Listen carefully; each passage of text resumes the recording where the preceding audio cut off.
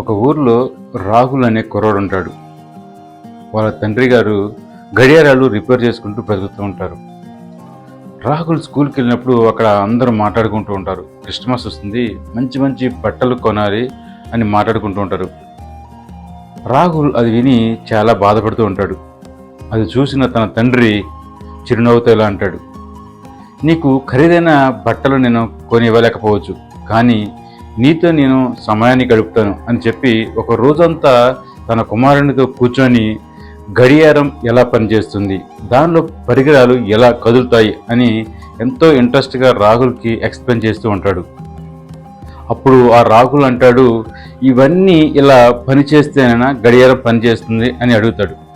అవును, మన జీవితంలో కూడా ప్రేమ, సంతోషము, సహాయము, చిన్న చిన్న మధుర క్షణాలు కలిస్తేనే మన జీవితం ఆనందంగా నడుస్తుంది అని చెప్తాడు.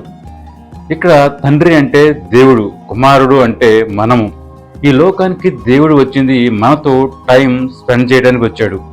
ప్రేమని ఎలా పంచాలి, సహాయం ఎలా చేయాలి, నిజమైన ఆనందం అంటే ఎలా ఉంటుంది, ఈ లోకానికి చెప్పడానికే దేవుడు ఈ లోకానికి వచ్చాడు. అదే నిజమైన క్రిస్మస్.